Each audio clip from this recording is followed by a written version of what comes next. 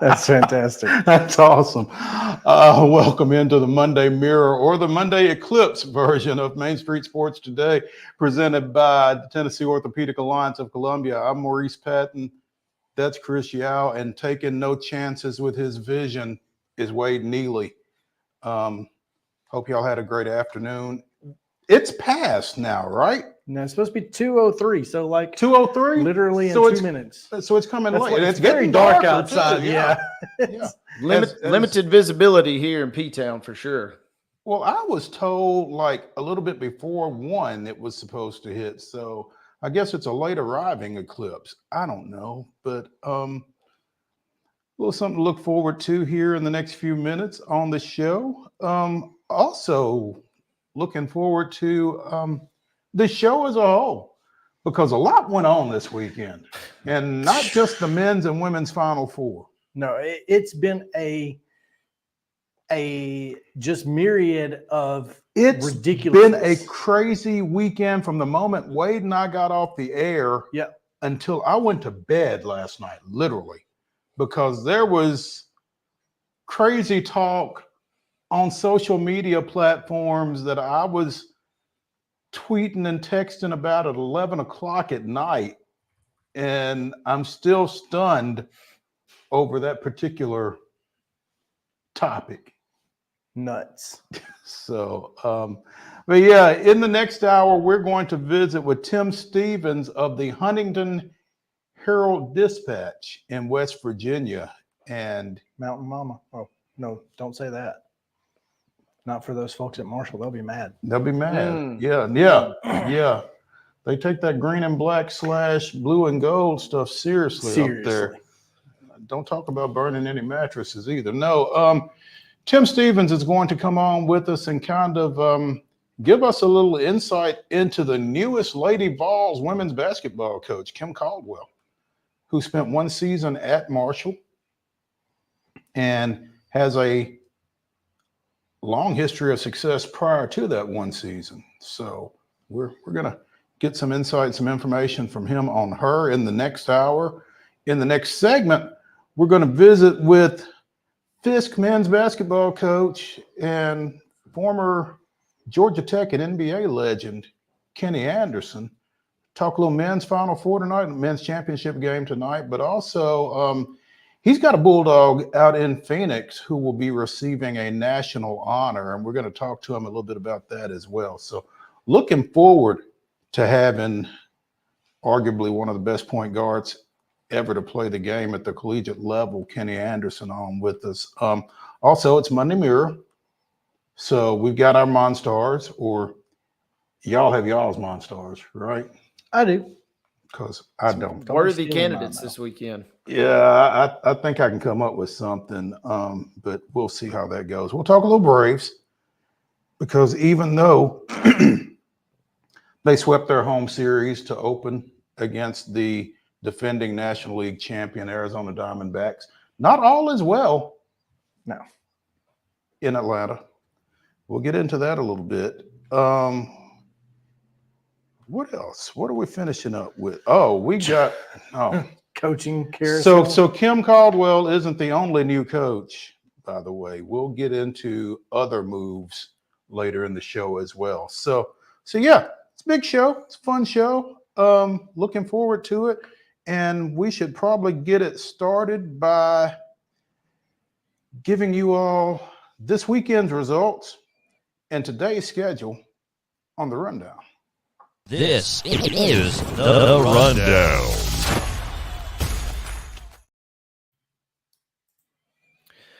All right, folks, the Monday Rundown is brought to you by Zion Christian Academy. ZCA offers a faith-based, Christ-centered education located in Murray County. Give them a call at 931-388-5831 or visit zioneagles.org to schedule your appointment today. Zion Christian Academy, prepared for college, equipped for purpose. Baseball action on Friday. Antioch put up the runs and did not stop. 25-2 winners over Pearl Columbus Beach 9. Clay of Ohio 11-0 the score for Brentwood over Smyrna. It was Clarksville blanking Collierville 7-0. Clarksville Academy 1-0 winners over Westfield of Indiana. It was Cookeville 11-0. CPA 7-1 winners over Innsworth. It was Fairview blanking Culleoka 10-0 as well.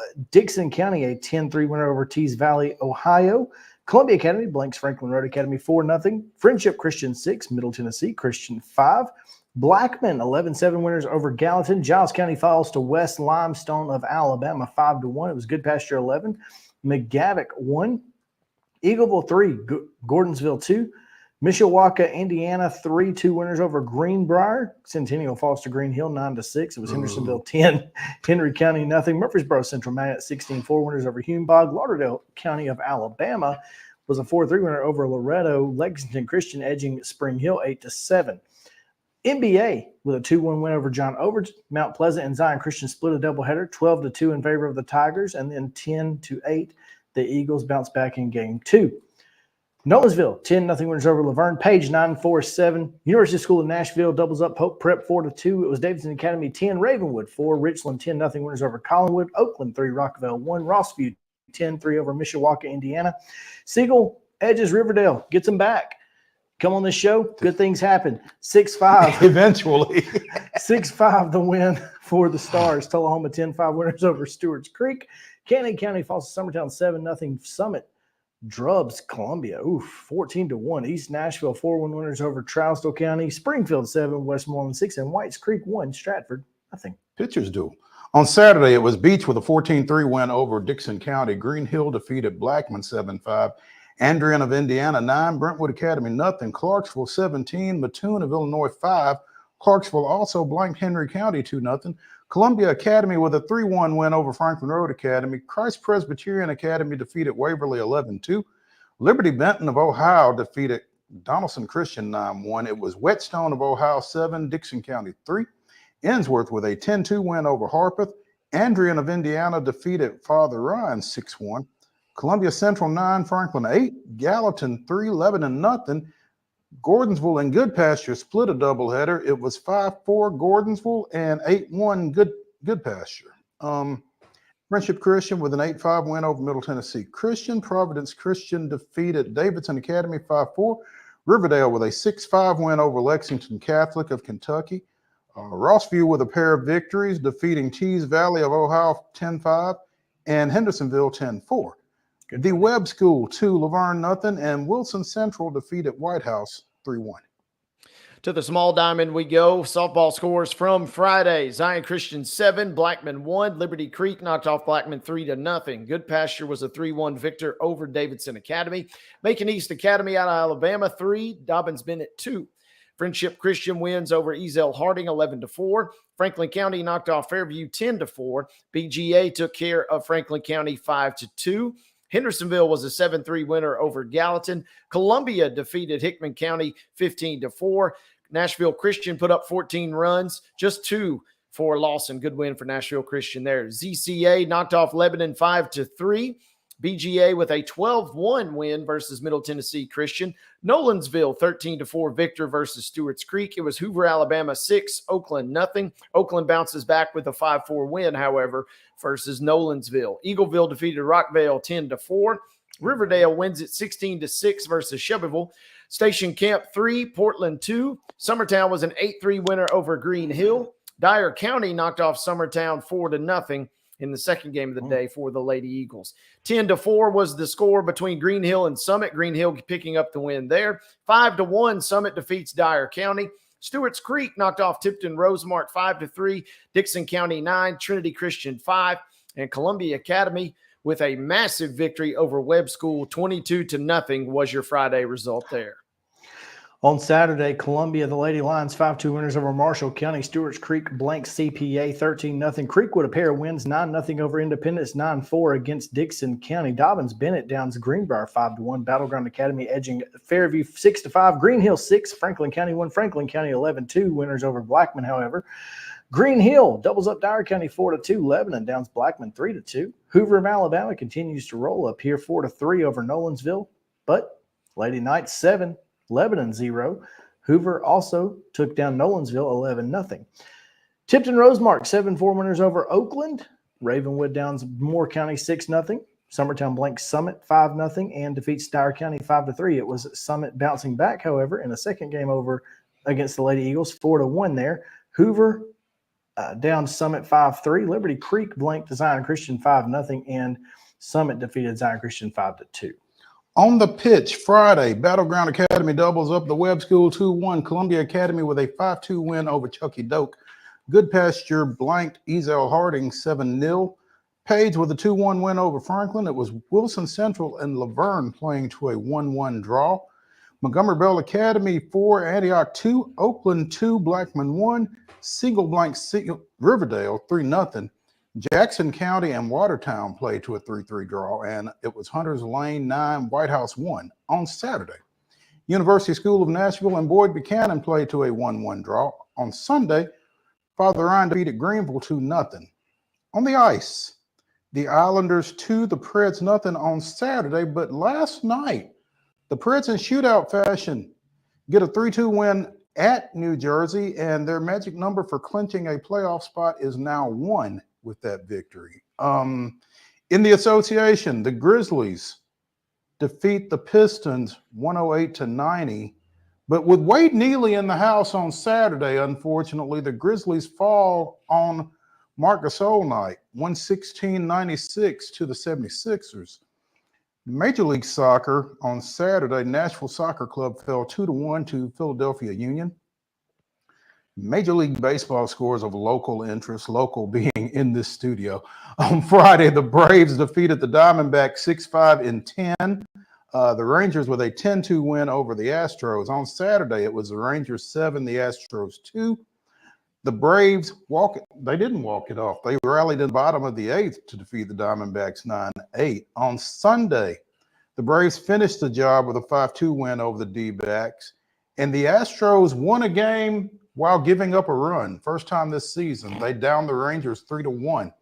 Sounds action at First Horizon this weekend. They defeated St. Paul 5-4 on Friday, lost 3-0 on Saturday, and the luck of the Chris Yao first pitch, they defeat St. Paul 8-1 to close out the series yesterday. Scored all 8 of those runs in the 4th inning. All 8. All 8 of them. Well, there you go. Action-packed 4th inning there. Yeah, obviously. It was. Speaking of baseball, folks, we go to today's schedule now. These games beginning at 4 o'clock on the baseball diamond. Hunters Lane at Hillsboro. Maplewood is at Lawson. 4:30 contest between Glencliff and Hume Fogg. Middle Tennessee Monarchs at Christian Community. Also, Mount Juliet Christian travels to Friendship Christian. At 5 p.m. tonight, Good Pasture is at Nashville Christian. 5:30 this evening, Nolensville versus Centennial. Joe Burns at East Robertson. Liberty Creek is at Trousdale County. 6 o'clock window now. East Hickman is at Cheatham County. Davidson Academy travels to Clarksville Academy. Cornersville is at Culleoka. DCA at Ezel Harding. Clarksville Northwest is at Henry County. Mount Pleasant is at Loretto this evening. Giles County travels to Marshall County. Stewart's Creek will be at Oakland tonight. Santa Fe is in Linville at Richland. Station Camp is at Watertown this evening. Now for 6:30 starts. Franklin Road Academy at BGA. Spring Hill traveling to Coffee County tonight. Lincoln County hits the road to visit Columbia. And it'll be Dixon County playing host to West Creek this evening. Page will visit Franklin. Columbia Academy is at Grace Christian Franklin. Hickman County is at Harpeth tonight. Brentwood Academy is at Independence. McGavock is at John Overton. Clarksville Northeast hits the road to visit Kirkwood. Well, hits the little road, I suppose, in that showdown there. University School of Nashville is at Middle Tennessee Christian tonight. Eagleville traveling to Moore County. Ravenwood will visit Summit. Lawrence County's at Tullahoma tonight. Should be a pretty good ball game there. Providence Christian at Webb School. Westmoreland is at White House Heritage. Now our final contest beginning at 7 p.m. It'll be Macon County at Greenbrier. Fairview travels to Montgomery Central tonight. Portland will entertain White House at home this evening. And Riverdale will also play host to Blackman tonight. Franklin County is set to travel to Murfreesboro Central Magnet. We do not have a start time listed, but big district game there as, again, Franklin County is on the road tonight at Murfreesboro Central Magnet. Softball this afternoon. Grace Franklin's at Middle Tennessee Christian at 4:30, as is Clarksville Academy at Mount Juliet Christian. Clarksville Christian will play host to Franklin Road Academy at 5 o'clock, and Rogers of Alabama will be in Columbia at 5. Waverly's at Waverly's at Creekwood at 5, also at 5. Good Pastures at DCA. Ezo Harding at home against Davidson Academy. Nashville Christian goes to Friendship Christian. Mount Pleasant's at Hickman County. Spring Hill's at Lincoln County. Zion Christian's at Riverside Christian.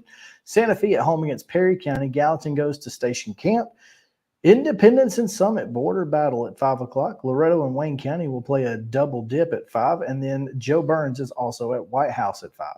At 5:30, Blackman goes to Community in Unionville. Summertown is at Eagleville at 5:30. Also at 5:30, Riverdale goes to Forest. Not the only ones. Columbia Academy is at Giles County at 5:30. Also at 5:30, Lawson's at Overton. Tullahoma is at Murfreesboro Central. Rockvale travels to Franklin County for a 6 o'clock game. Also at 6 o'clock, the Nashville Lady Knights are at Laverne. Culleoka is at Richland. Oakland is at Rockvale. And in Major League Baseball, the Mets and Braves open a 4-game set at Truist Field tonight. First pitch is at 6:20. It can be seen on the MLB Network and on Valley Sports South. And at 7:05, you've got the final game of the series between the Astros and the World Series champion Rangers. That's 7:05 start. That is your rundown.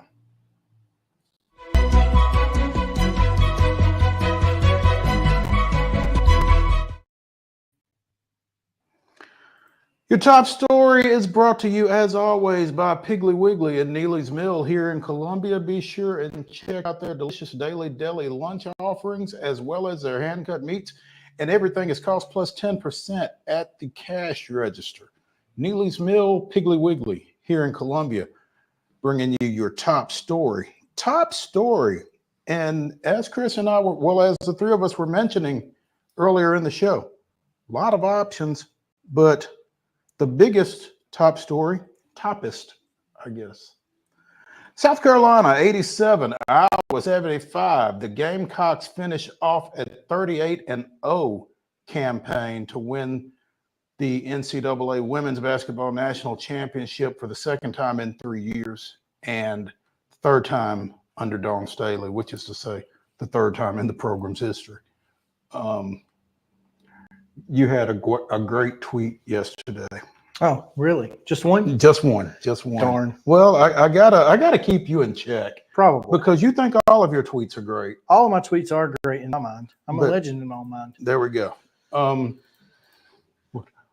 a Dawn Staley fan. I am. Finish it. And if there are many Dawn Staley fans, I am one of them. If there is one Dawn Staley fan, I am him. And if there are no Dawn Staley fans, I am dead. There we go. I don't think you're the only one. I'm just saying, if there is only one, it will be me, unless I am dead. But, you know, what she did with that team on the floor this year, and I didn't realize it until I started seeing the tweets yesterday, she replaced her entire starting lineup from last year. The entire. All 5. That lost one game. Yeah. And went back and won a national championship. But it's as much. Without losing a game.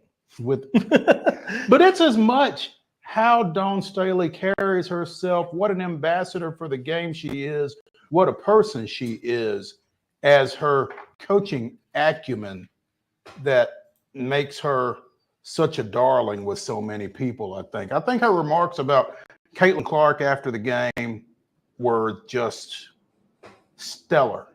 Exactly. And I'm not sure how many other people in that moment would have had the thought to say that. I can guarantee you I know one coach who would not. Well,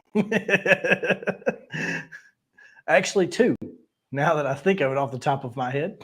Yeah. So, yeah, I mean, just the way she carries herself. And carrying herself in a $5,370 Louis Vuitton jacket. Come on, talk about Louis Vuitton Dawn. Hey, baby, I am all in on this. What What a just fantastic day for women's basketball. I think people were watching all across the world. Women's basketball had a fantastic weekend. It was as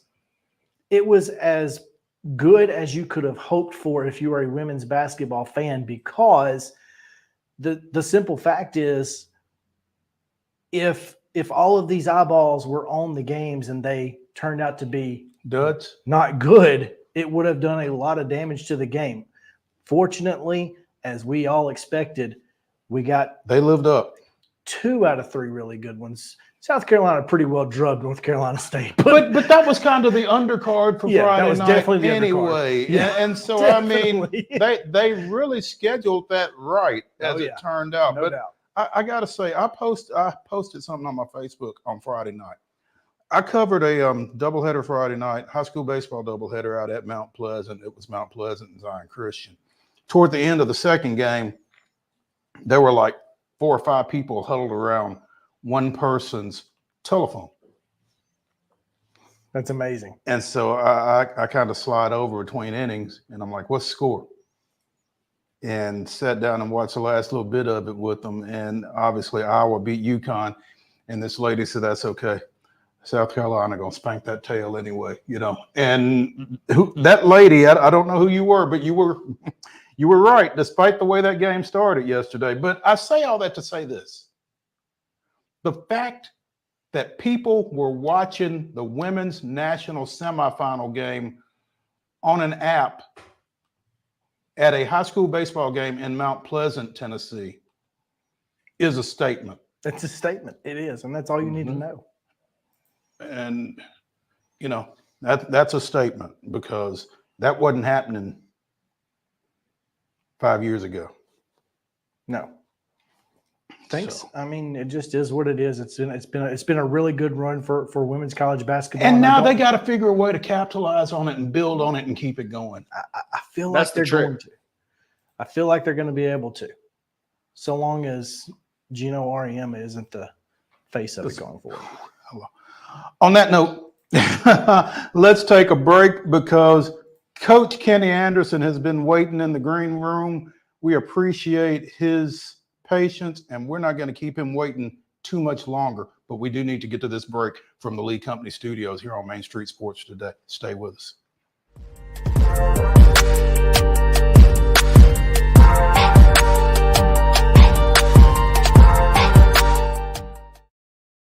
Whether you're an athlete or a weekend warrior, when it comes to your performance, don't settle for anything less than excellence. We're proud to announce that Mid-Tennessee Bone and Joint Clinic is now Tennessee Orthopedic Alliance of Columbia, where we are redefining sports medicine and orthopedics. Tennessee Orthopedic Alliance's team of expert sports medicine physicians understands the unique demands of your body. TOA Columbia specializes in personalized orthopedic care, offering state-of-the-art treatments for everything from sports injuries to joint replacements.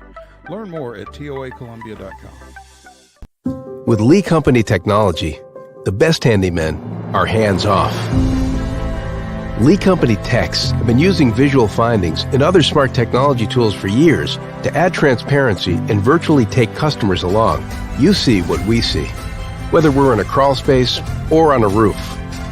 With Lee Company, technology helps us help you, no matter what's happening in the world or at your house. Jones & Lang Sporting Goods here in Columbia has been outfitting teams, officials, and anybody else from T-ball to college for 50 plus years. Be sure and check them out at 931-388-8060 or online at jonesandlang.com. Jones & Lang Sporting Goods, the look of a winner. Zion Christian Academy, zioneagles.org or 931-388-5731. You can schedule your appointment. Go tour their campus. It is beautiful over there, and you're definitely going to want to see it. Again, it's zioneagles.org. Give them a call, 931-388-5731, and schedule your tour today. Custom Stone Handler supplies over 600 distributors and suppliers with quality stone products. Along with River Stone, we produce and distribute over 100 building, landscape, and other bulk products. Our goal is to provide quality products, service, and partnerships to ensure our customers' success. We firmly believe that the measure of any person or company is how they treat other people and customers. Give them a call at 931-490-4990 or visit CustomStonehandlers.com. A game without a crowd is just a scrimmage. A performance without an audience is just a rehearsal. Without your presence, high school sports and the performing arts aren't possible. Ensure that these essential extracurricular activities continue to enrich the lives of students in Tennessee. Purchase a ticket to your local high school's game or performance. This message presented by the TSSAA. Piggly Wiggly, located in Neely's Mill Shopping Center, is Columbia's locally owned and operated Cost Plus 10 grocery store dedicated to serving the community with low prices and smiling faces. Piggly Wiggly offers fresh, hand-cut meats daily as well as daily hot plate lunches from their deli counter. You're certain to see smiling faces and a helping hand when you're here at Piggly Wiggly. Come by and check out our fresh produce, high-quality meats, and more. Down home, down the street, we'll see you at the Pig. We thrive under the lights. A city of performers. Putting on one heck of a show. Headlining night after night. Welcome to Smashville.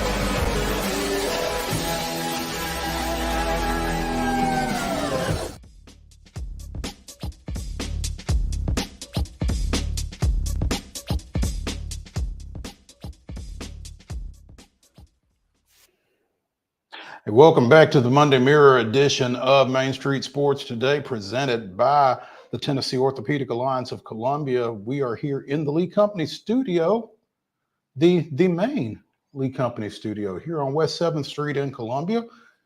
Maurice Patton, Chris Yao, Wade Neely joining us from his home in P-Town, as he likes to refer to it, Pulaski. And we are now joined by FISK men's basketball coach, Georgia Tech legend, former NBA point guard Kenny Anderson now. And Kenny, it's been a long time coming, man. We wanted to get you on for a while and just haven't been able to quite line it up. But welcome to the show, and thank you for taking the time to do so. Thank you for having me, man. I'm excited about being on the show. Really appreciate it. Yeah, absolutely. Hey, couple of reasons we wanted to get you on, or a couple of reasons I wanted to get you on. One, obviously wanted to get your thoughts about tonight's ball game, this national championship between UConn and Purdue. Couple of number one seeds getting through. It looks a little chalky, finally, now that we've gotten everybody else out of the way, including, number 11 seed North Carolina State, and dealt with all of the upsets and chaos of March Madness. But I think most people would tell you that you've got the two best teams in the country on the floor for the championship game. And I guess that's kind of what you look for. Oh yeah, definitely. I'm going for UConn. Assistant coach Kamani Jones is a great human being, great friend from the same neighborhood, Left Rack City. I watch him grow up, and I would love for him to get his second championship. So I got UConn, and I got UConn by 10 points or more. I think they're gonna beat Purdue. Purdue is a very good team, but I don't think they can battle with UConn. That's my opinion. One of the reasons that I agree is because while the Purdue clearly has Zach Edey and all that. I mean, Klingon is a great big man, and I think that's going to be a fantastic battle to watch. But the backcourt, for me, UConn is strides better. So, well, when you're talking backcourts, obviously you're talking the language of Mr. Chibbs over here. There you go. So, I don't know how much ball do you get to watch during the year when you're coaching? Yeah, I watch a lot of ball, but I watch a lot of college basketball. I love the college game, the NBA game. Now, I'm a big fan of the Celtics, and I'm going to watch them in the playoffs and things of that nature, but I'm a big college fan. I've been watching it all, seeing the changing of the game. changing of the guards, changing of the big men, with the game, the NBA is different than college. The lane is in pros, it's 3-point shooting everywhere. Everybody's shooting threes. Lane is wide open. It's really different. It's really different. It's a really a guard oriented, style of play nowadays. So do you think this style of play now would suit you better than when you actually played? Yes. I was born crazy time. I was born in the era of physicalness. It was physical, half court play, everything. The NBA, David Stern had to come in and change the rules around. So it's tough. Now this fits me, what I'm about. But I'm a little bit too old now to be participating. But yeah, I always say, I tell my wife, we watch some of the NBA games. I say I average about 20 easy. I average 18 when I made the All-Star team, 18 and 10. But I would average at least maybe 20 to 25, and I know I'll have 10 assists. And the NBA, if they catch it, huh? If they catch it, yeah, definitely. But it's a great change of the game. It's great. Basketball is it's awesome. The college game, the pro game, basketball in general. And I know y'all was talking about Dawn Staley. I want to give him a big shout out to her winning her third championship in the NCAA, and she went to Virginia when I was at Georgia Tech. So we knew each other. This is how she's grown into a great coach, but even a better player. She's just awesome.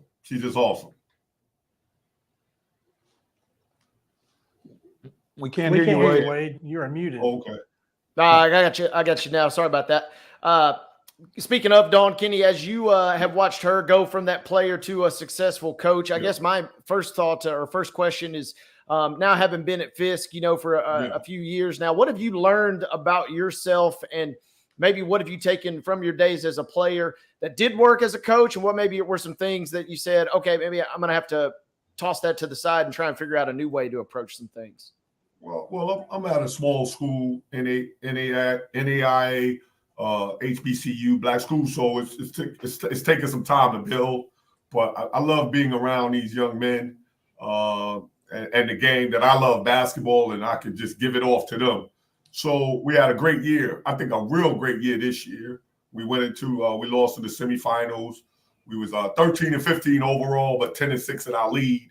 So it's about just making changes in each year, but also watching and learning. I'm learning how to be a better coach.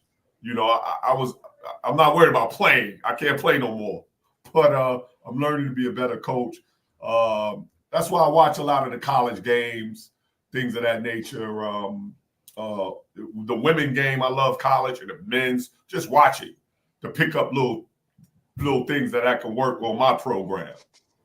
Absolutely. And your program in particular, we had Coach Drew Stutz on Freed Hardeman a couple of weeks ago. You guys had a chance to play them this year. And I guess my question is, how good were they? And then can you put into words how tough it is at the NAIA level? Just because you're a really good team, there's no guarantees you're going to win it all.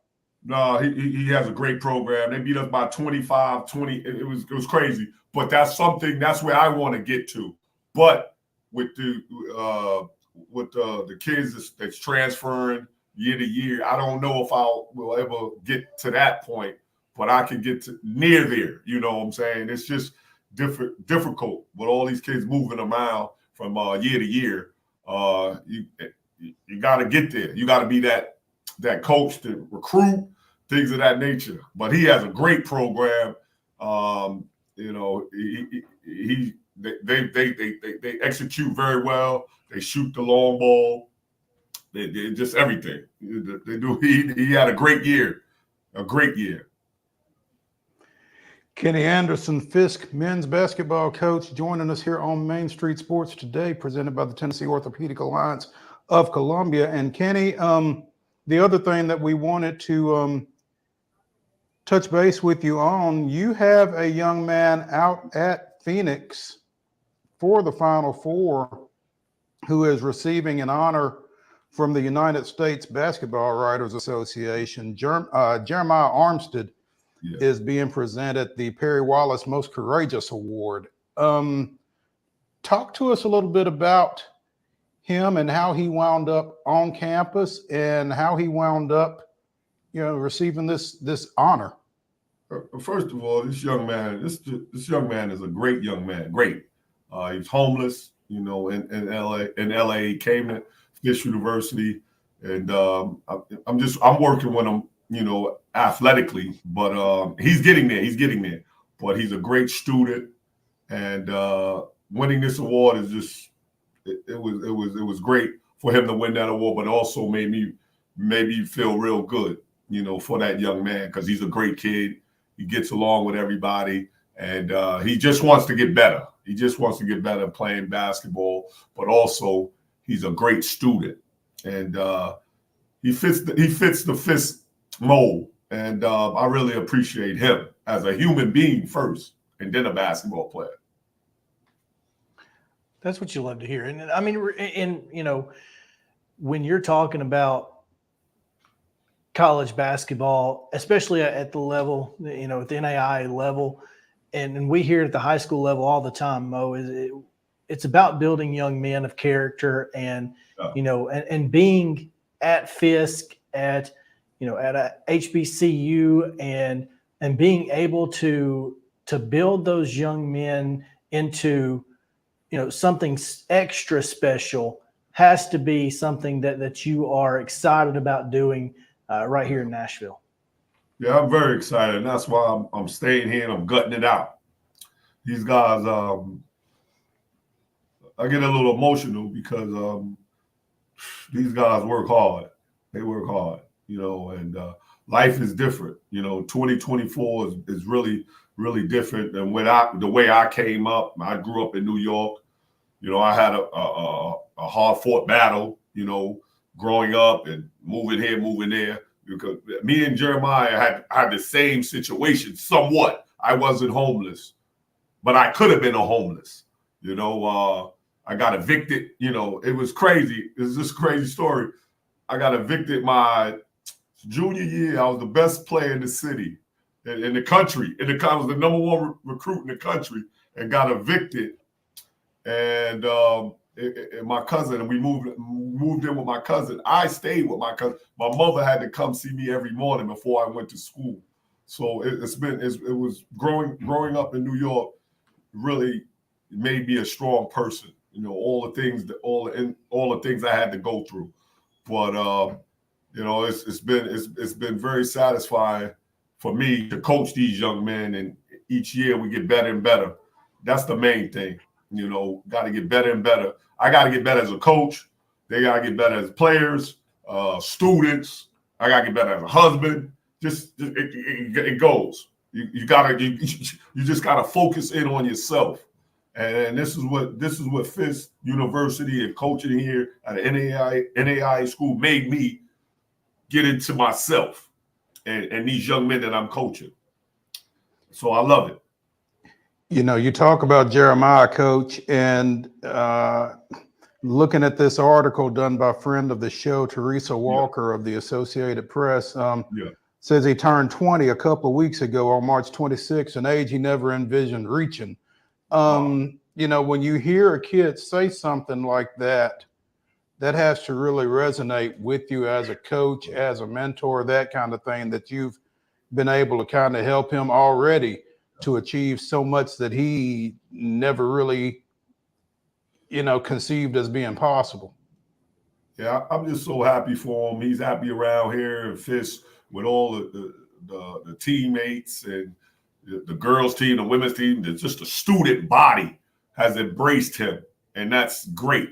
And he's just a good kid. He's a hard worker, and he wants to get better. So that's a plus. And I love it, and whatever I can do to help that young man, I will. And he knows I'm truthful. You know, a lot of people it won't come through. But you know, I'm about helping the young, you know, and giving them a way out, because somebody was there for me, gave me a way out, and I was able to accomplish that. So I have to give that back. I have to. NBA veteran, FISK men's basketball coach Kenny Anderson joining us here on Main Street Sports today. Coach Anderson, we appreciate your time, man. Enjoy the game tonight and hope to circle back to you here soon. All right. Go UConn, Huskies.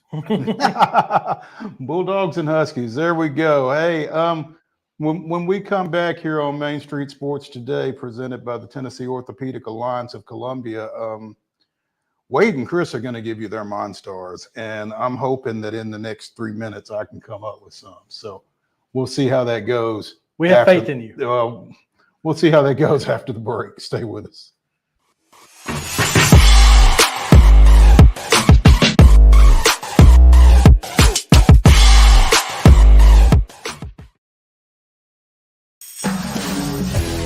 We thrive under the lights. A city of performers, putting on one heck of a show. Headlining night after night. Welcome to Smashville.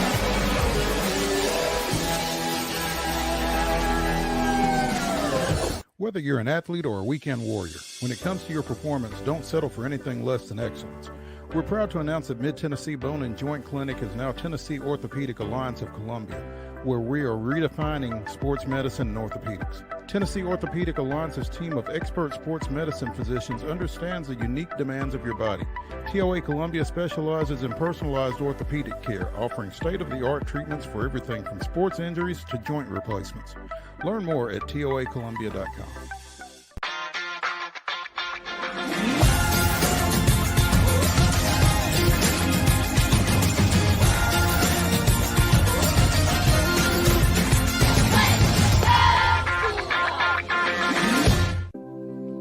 Custom Stone Handler supplies over 600 distributors and suppliers with quality stone products. Along with River Stone, we produce and distribute over 100 building, landscape, and other bulk products.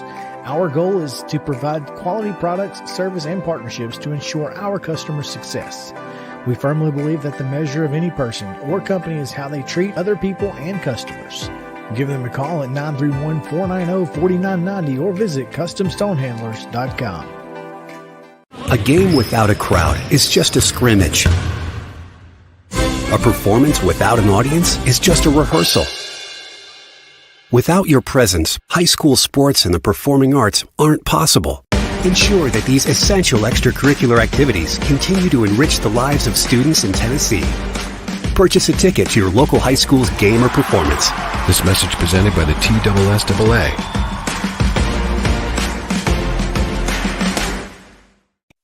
With Lee Company technology, the best handymen are hands-off. Lee Company techs have been using visual findings and other smart technology tools for years to add transparency and virtually take customers along. You see what we see, whether we're in a crawl space or on a roof. With Lee Company, technology helps us help you, no matter what's happening in the world or at your house. Piggly Wiggly, located in Neely's Mill Shopping Center, is Columbia's locally owned and operated Cost Plus 10 grocery store dedicated to serving the community with low prices and smiling faces. Piggly Wiggly offers fresh, hand-cut meats daily as well as daily hot plate lunches from their deli counter. You're certain to see smiling faces and a helping hand when you're here at Piggly Wiggly. Come by and check out our fresh produce, high-quality meats, and more. Down home, down the street, we'll see you at the Pig.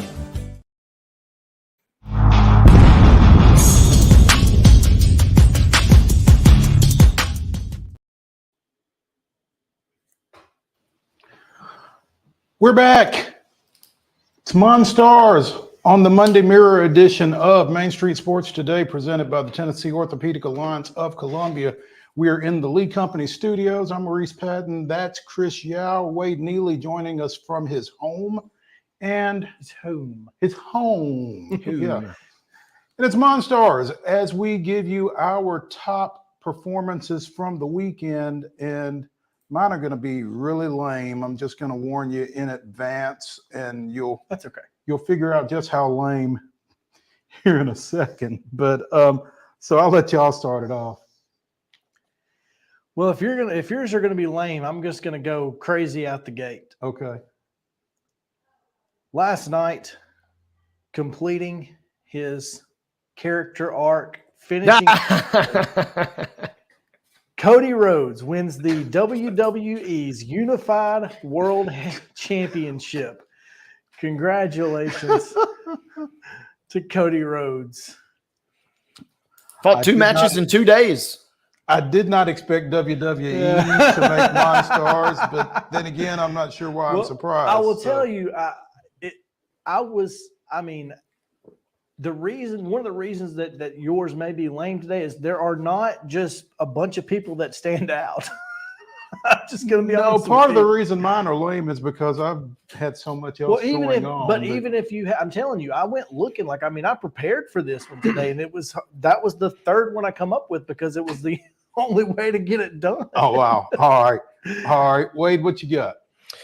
I will attempt to restore a little sense of normalcy, but I do love the WWE shout out. And maybe, just maybe, I'll circle back with another one at the end. But how about the performance off the bench yesterday? Tessa Johnson for South Carolina in 25 minutes, kind of like the rest of the team. She was on fire. She finishes with 19 points. She outscored Iowa all by herself in terms of bench points. It wasn't hard to do because Iowa had 0 bench points. I was going to say. But Tessa has 19 in 25 minutes, the freshman. Without her performance, obviously the game is a whole lot closer, and without her key shots falling at critical times, Iowa might have had just enough momentum to really get back in the game in the second half. I don't know if it's just a whole lot closer. I'm not sure they win it without her because she knocked down a couple of key threes in the second half in particular. That's what I'm saying. She kept Iowa just enough at bay. Just when you think that comeback was coming, she put them away. So Tessa Johnson, first MON-STAR of the week. Okay. So my first MON-STAR is Travis Darno, who doubled off the wall on Friday night for his second hit of the night, and it drove in. My name is Forrest Wall from second base. I started running. And I was running. Scored the game-winning run as the Braves defeated Arizona 6-5 in 10 on Friday night. So that is MON-STAR number 1. Yow. All right. We'll go to, of course, alt football because why not? Come on. I would have been disappointed if we did not have at least one UFL sighting during this. San Antonio, this is also kind of connected to wrestling as San Antonio Brahmas quarterback Chase Garbers completed 72% of his passes, 29 of 40 for 3 touchdowns in their comeback win over Memphis. Memphis was winning with about 40-something seconds to go. San Antonio scores and then converts one of those 4th and 12 onside kicks. Oh, wow. And then, of course, scores the touchdown to win it. So Chase Garbers for me. Wade, MON-STAR number 2. Up next, this one was set to be an all-timer. I mean an all-timer, but it's still worthy of a mention and still worthy of a tip of the cap. PGA Pro Denny McCarthy yesterday. If you pulled up the app, you probably just breezed right by the PGA because at one point McCarthy was 8 shots, I believe, behind, but he birdies his final 7 holes, including a chip in on one of those birdies. 8 of his last 9 holes go for a shot under par. He put up a course record 28. That got him all the way into a playoff. And then, unfortunately, you know how golf is. He chunks one, a 99-yard wedge shot that ends up in the water, and he gets a double bogey. So I got to give him a little bit of a shout out, though, because he made just this insane comeback just to even force a playoff. And the good news for McCarthy is he already had his ticket punched to the Masters. If that had been the way that he fell short, that would have been absolute agony. But I don't know that I've had 7 birdies in my entire life. He had 7 on the final 7 holes of regulation yesterday. So he's worthy of a MON-STARS shout out. I can tell you I've not had 7 birdies in my entire life. So my second MON-STAR, Ozuna from the Braves. Ozuna from the Braves. Went 3 for 5 on Saturday, scored a pair of runs, drove in 4 as Atlanta beat Arizona 9-8. Your number 3, Mr. Yao. All right.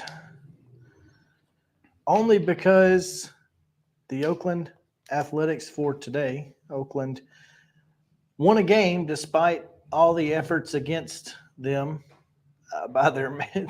They literally are the Cleveland Indians of Major League, by the way. Anyway, Brent Rooker made sure that they got at least one win with a couple home runs and a 4-0 win this weekend. Congrats to Brent Rooker. Where did he play he's from the Memphis area. Where did he play his high school ball? Oh, is it a private school? I think so. I think he played at. No, he played Mississippi State. Yeah. Wasn't Briarcrest. He's from Germantown, so evangelical Christian. ECS. Okay. Yeah. Okay. All right. There we go. All right. Nice. Always nice when we can get some local flavor. And wait.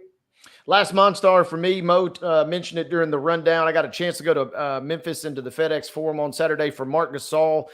His 33 is now hanging in the rafters.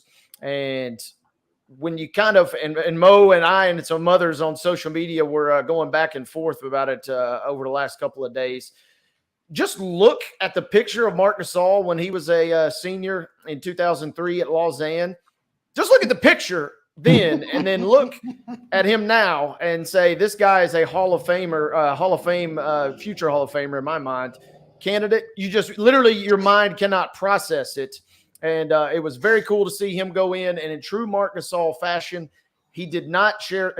He shared the stage. He said, I do not want to go in and do this by myself. So he had Tony Allen, Zach Randolph, and Mike Conley all came back as part of his induction ceremony. So I got to give a tip of the cap for Marc Gasol as my MON-STAR this weekend. His 33 will hang in FedEx Forum forever. That's awesome. My third MON-STAR, and if you sense a trend, Chris Sale goes 5 1/3 innings, gives up 2 runs, strikes out 6 as the Braves defeat Arizona 5-2 on Sunday. It's my third MON-STAR. Well, it's my story, and I'm sticking to it. Hey, look, like I said, man, there weren't a whole lot of options out there anyway, but I don't want to get too much into it because we're going to touch on it a little bit in the next segment, I guess. But there is someone that I'm a little surprised Wade didn't mention, actually, who deserves a little love probably in this section, but we'll give it to him in the next segment, I reckon. I wonder who that could be. I wonder indeed.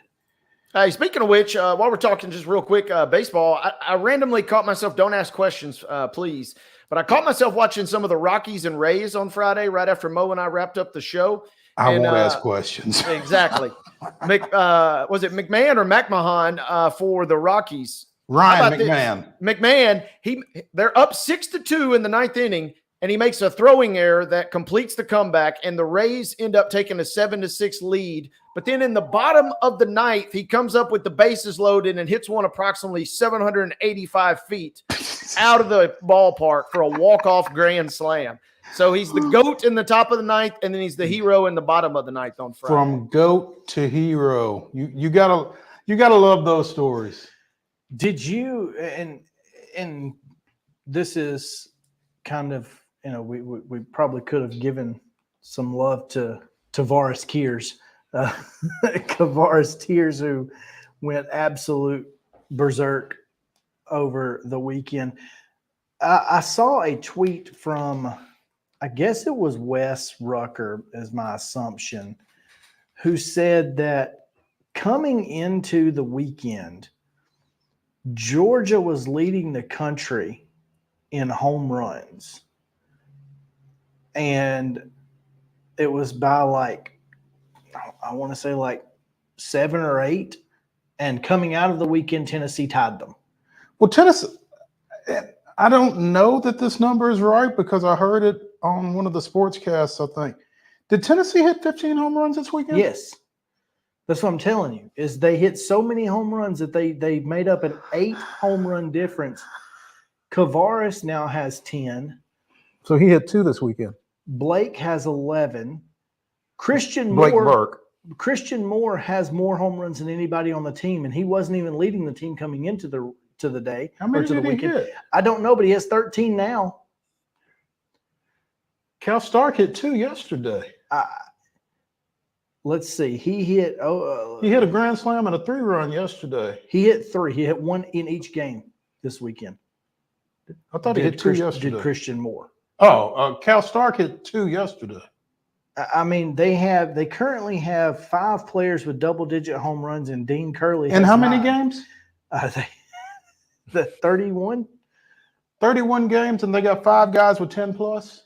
And Good 11. grief. They have 11 players right now that have an OPS of 1 or higher than 1.0. 11 players. That's more than you can put on the field at a time. I mean, I do not envy making a lineup. Well, the good thing about making out a lineup with that kind of firepower is you kind of can't screw it up. There you can't screw it up. Whoever you put in there is going to do something at some point to make you look like a genius. So yeah, Absolutely, you'll nuts. take that. So anyway, I just thought that was crazy. Well, with that said, hang on. Let me get to my. Cal Stark hit 2 home runs yesterday. He has 4 for the year. He doubled his home run output for the year yesterday. Wow. Good day at the office. That's a good day. That's just crazy, man. I mean, Tennessee baseball. How about Texas? We didn't give any love for Texas softball, taking 2 of 3 from Oklahoma this weekend. What did our How about favorite that? Longhorn third baseman do? That's a good question. I didn't even check that. Texas softball. It was a big weekend, though. I don't know if you saw the controversial ending to game 2, but it was indeed controversial. The throw took Texas catcher up the line, and she makes the tag about 6 feet from home plate. I mean, And they called obstruction? no, Oh. they called her out, but Mm. Patty wanted obstruction. She went to get the ball. Did not get it, and Sorry, Patty. yeah, they went back to the replay and basically said, "Yeah, don't really know what to tell you. She's out. Ball game's over." So there you go. Going back to SEC baseball just a second, following this weekend's results, Kentucky leads the East at 11-1. Vanderbilt's 8-4 after taking 2 of 3 down at LSU after looking horrible on Thursday night. Tennessee 7-5 in conference play. South Carolina and Florida each 6-6. Georgia, with all those home runs, is still 5-7 in the conference, and Missouri's 4-8. Arkansas leads the West at 11-1, followed by A&M at 8-4. Mississippi State 6-6. Alabama is 4-8. LSU and Ole Miss are each 3-9, and it will surprise you to know, after giving up 15 home runs in 3 games, that Auburn is 2-10 in the conference. Not shocking at all. No. Our favorite third baseman did not play. Oh, That's okay. She is a freshman on the number 2 team in the country. yeah, I guess. So there you go. All right. Hey, when we come back for the second hour of Main Street Sports Today, presented by the Tennessee Orthopedic Alliance of Columbia, I'm going to talk a little Braves. It's a big night at Truist Park tonight. We'll tell you why in a second. We will also have, again, Tim Stevens from the Huntington Herald-Dispatch around 3:20. Talk a little UT Lady Vols, and we'll see where it goes from there. So come back to the Lee Company studios after this break.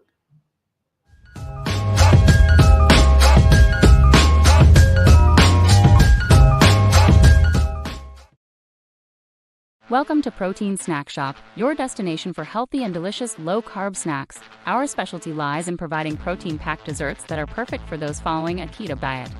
Our products are made with high-quality ingredients, ensuring that you can satisfy your cravings without compromising your health goals.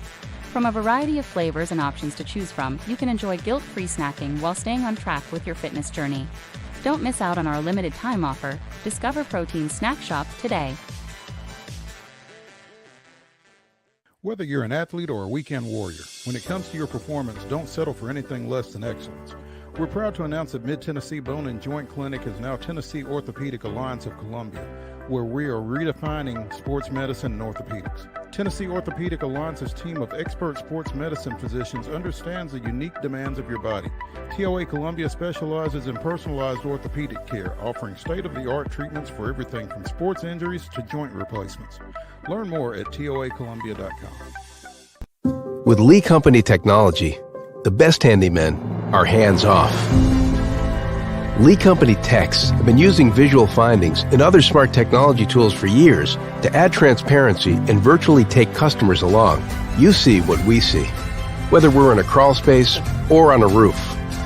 With Lee Company, technology helps us help you, no matter what's happening in the world or at your house.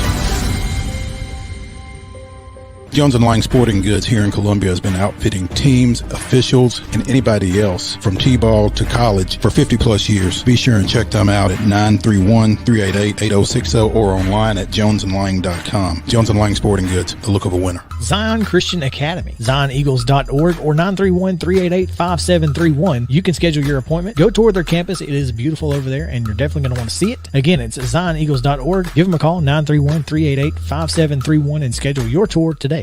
Piggly Wiggly, located in Neely's Mill Shopping Center, is Columbia's locally owned and operated Cost Plus 10 grocery store dedicated to serving the community with low prices and smiling faces. Piggly Wiggly offers fresh, hand-cut meats daily as well as daily hot plate lunches from their deli counter.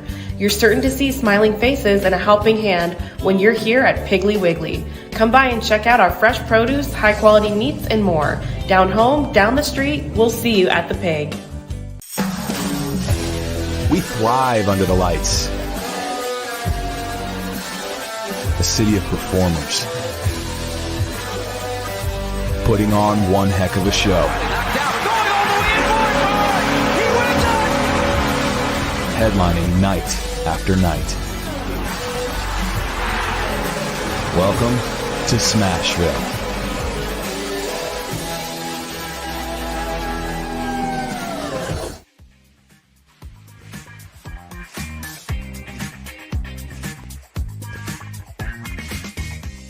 Welcome back to the second hour of the Monday Mirror here on Main Street Sports Today, presented by the Tennessee Orthopedic Alliance of Columbia. You know what time it is? Yes, I do. It's time for this day. For this day in Braves history. Hit it, Mark.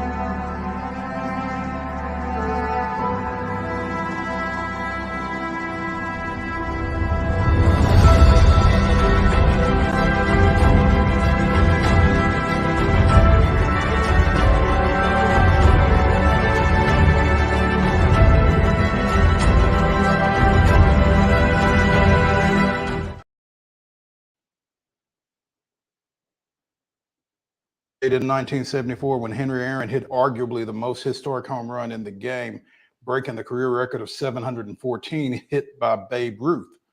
But also on this date in 1994, 20 years later, actually, Kent Mercker threw what turns out to be the most recent Atlanta Braves no-hitter as he struck out 10 in a 6-0 win at Los Angeles against the host Dodgers, which I watched the tail end of from a hotel lobby in Oklahoma City when I was covering the Nashville Sounds on the road.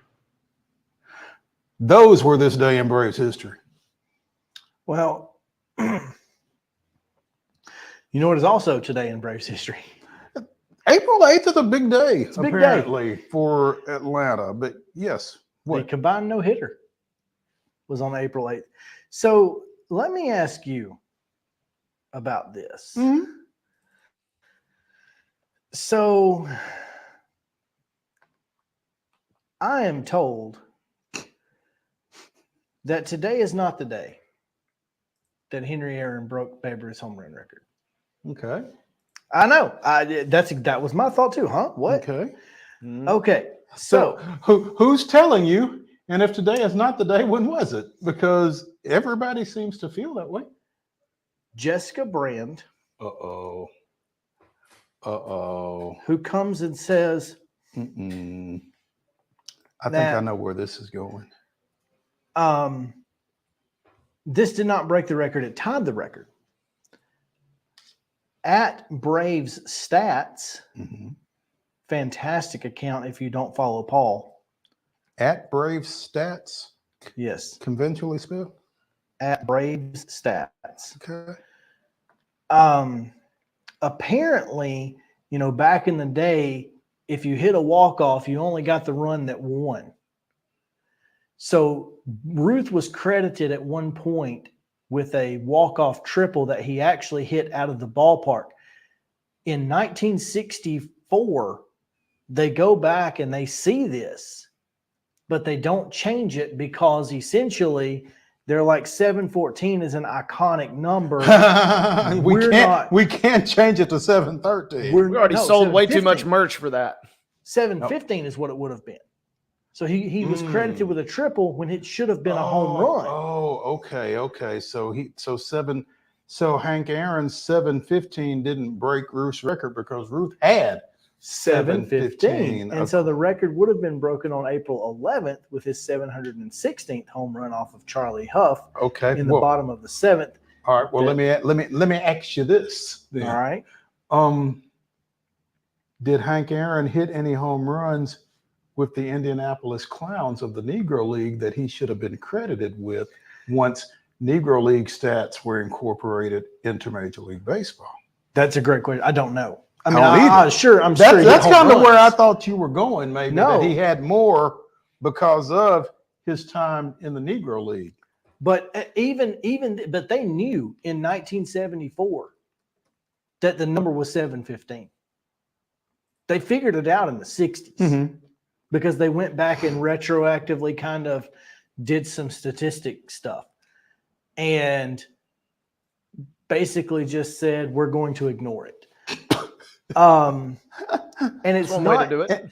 Yeah, I think you get to a point where you almost have to do it that way. Well, and Pete Rose, we celebrate the 4192, right? That's when he became the all-time hits leader.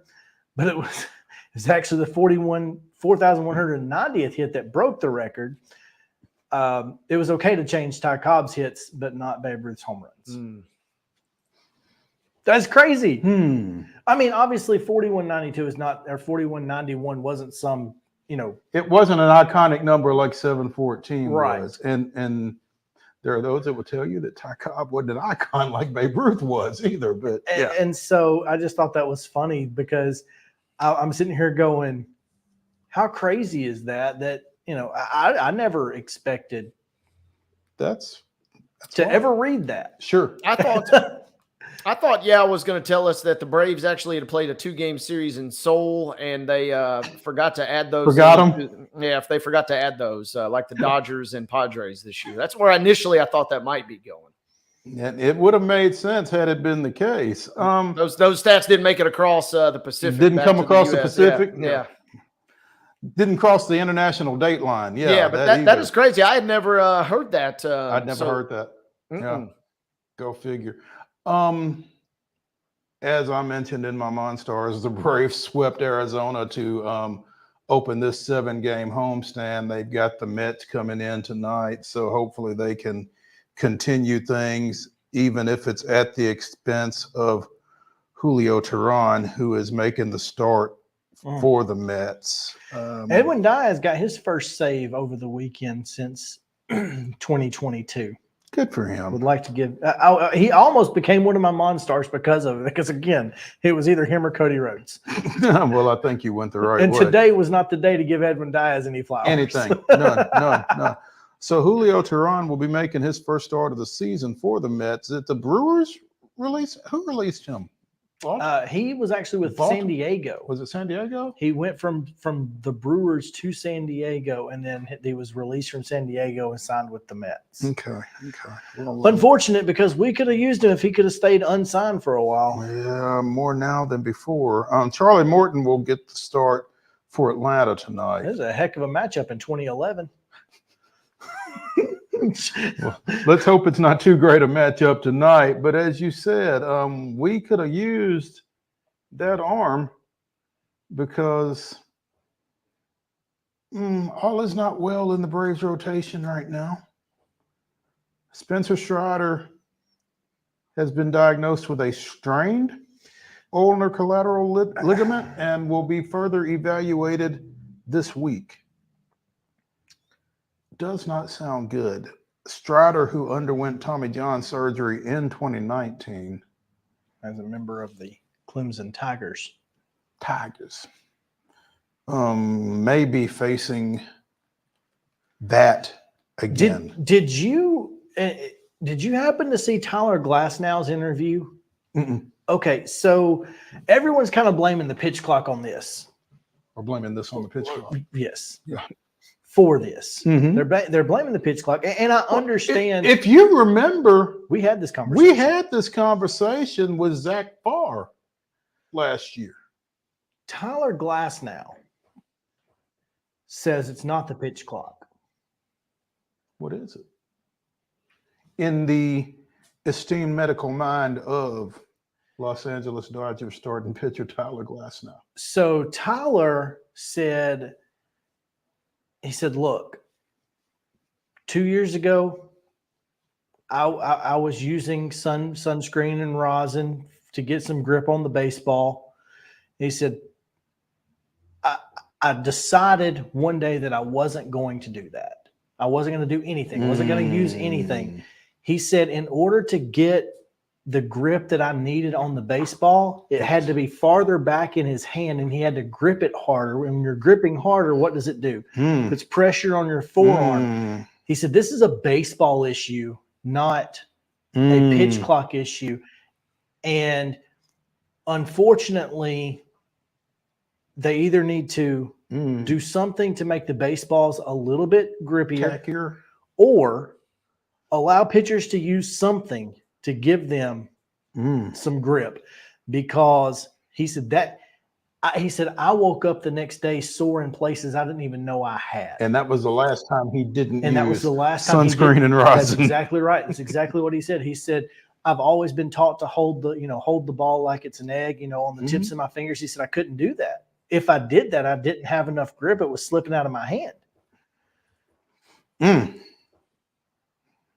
And you think about it, that at the same time that the pitch clock was implemented was when they started cracking down on the sticky stuff. Right. And so now we don't know which of the two it is, which one has more of an impact, which one has less of an impact. We don't know any of that because and here over this last few eliminate years, that. And this last few years, you've seen an increased importance, I guess, in spin rate and that kind of thing. And that all comes from being able to grip the ball and spin it. Yep.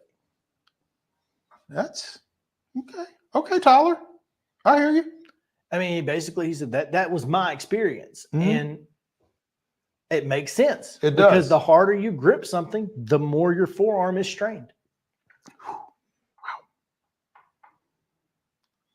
Wade's sitting there taking this all in and just hoping that his Houston Astros are listening and they need some help. Yeah, our Central Division champ picks are not looking great right now. Well, it's still early, but yeah. As long as Ronel Blanco gets to start every fifth day, though, they should be okay. This guy had 44 straight hitless innings. I mean, we were invoking Johnny Vandermeer, at one point last night, coming off of his no-hitter. He goes another what's that, 17, 5 2/3 hitless? Yep, 14 and 2/3 hitless innings to start the season, 44 straight outs. The what is his stat here? 44 outs before his first hit allowed are the most by a pitcher to begin since at least 1961. And just like everybody expected, right? Yeah, right. Exactly like you drew it up for Ronel Blanco. Yeah. And the crazy part about this is this is a guy that was supposed to be in AAA, and I'm, that's my team, but I'm not, in the weeds on their prospects and hierarchy and things like that. But it just blows my mind that you got a guy that was essentially kind of brought in just for a spot start. And now you're sitting here thinking, what do we do here? We thought we maybe knew what our rotation was going to look like. And now all of a sudden we're maybe having to kind of move some things around. No, I think you know what your rotation. I think you still know what your rotation looks like. It just got Ronel Blanco in it every fifth day. And the Houston manager, Joe Espada, he said, quote, he's pitching his way into establishing himself as one of the starters. Yeah, I'd say so. Said that's what you do. You get an opportunity, you take advantage, and you run with it. And that's the coolest thing to me is the kind of hallmark storyline that's going on with this guy. Is just this is a guy that's kind of not supposed to be here, but he's kind of going Tom Brady with Drew Bledsoe type situation. He's like, look, you're going to have to just take it away from me the way I'm playing right now.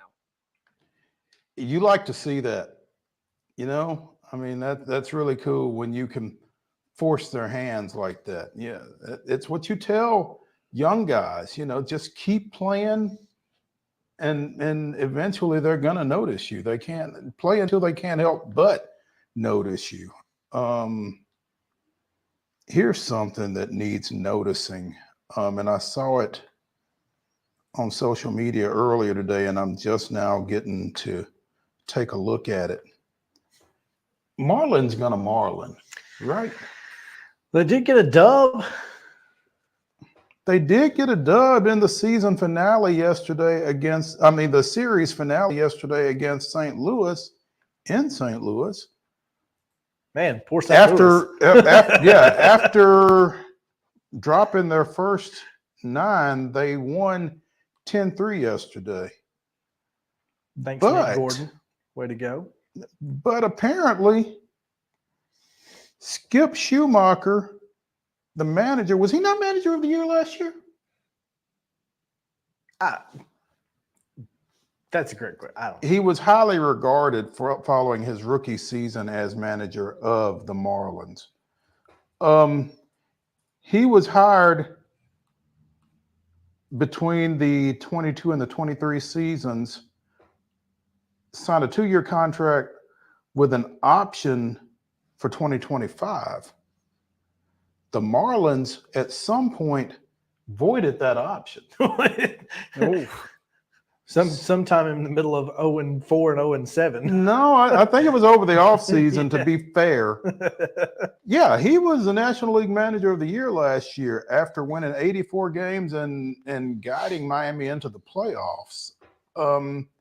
So Skip Schumacher is going to be a free agent manager at the end of this season. Now, he was not before. There is that, I guess, but get a head start. Already, they fired General Manager Kim Ng. Yeah, because they wanted her to take a demotion, and she said, "No, we just got a playoff berth in my first season as GM. No, I'm not stepping back." Okay, they said, "Okay, step out." So Okay, but remind me. Is Gabe Kapler is in their front office now. He's an assistant general manager. So I'm just saying, look over your shoulder. Skip. Maybe they voided the option after they hired Kapler in the front office. Guarantee you that was we're going to make you the manager when this contract is up. Ooh, wow. They say it don't be this way, but sometimes it do. But it do. Yeah. Wow. That's pretty Machiavellian right there, but yeah. And yet not out of the realm of possibility. None. Anyway. Not even a little bit. Not even a little bit. Yeah. So let's take a break here in the Lee Company studios. Before we do that, I just want to give a shout out to the Braves bullpen. Holy crap.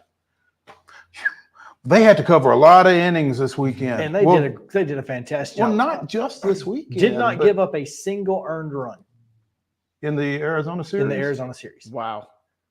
The bullpen did not give up a single earned run. The last earned run they gave up was the home run that A.J. Minter allowed in Chicago. We'll take that. We will absolutely take that. Any other shout outs? No, well, I mean, no, I just thought that was pretty impressive. I hope Max Fried finds his way. That's all I want to say. Feels like Max is tanking. I don't know what this purpose is not the it would year. serve, but This yeah, is not, yeah. It's a contract year, in your contract year, it doesn't make This a lot of ain't the sense. year. But yeah. Wade, any shout outs? Blanco gets the big shout out, and I mentioned McMahon for the Rockies earlier. That was just crazy. And I mean, obviously, at this point, I'm not saying the whole league is decided by a stretch, but I mean, we're basically just all chasing the Pirates at this point anyway. So I don't know really. I mean, yeah, we're going to play out the rest of the season, but we're pretty much destined for Pirates Yankees based on the first 10 games. I would imagine. Goodness. 1962 World Series all over again. Wouldn't that be something? Wouldn't that be something? We're contractually obligated to play the rest of the games, but I mean, we pretty much know exactly where we're headed to based off the first 10. I will tell you that if it's not the Braves, I would not necessarily have an issue with the Pirates, especially when you consider that the Braves are probably one of the keys to creating the misery of the Pirates over this last 30 years. That certainly would be a fun playoff matchup if that with the when Sid slid debacle for them. So. Yeah, I wouldn't necessarily have a problem seeing Pittsburgh be good again. Got to get to a game at PNC Park, by the way. Sometime. Yeah. When we come back, we should be joined by Tim Stevens of the Huntington Herald-Dispatch talking a little UT Lady Vols and Kim Caldwell. So stay with us when we come back to the Lee Company Studios on Main Street Sports Today, presented by TOA of Columbia. See you.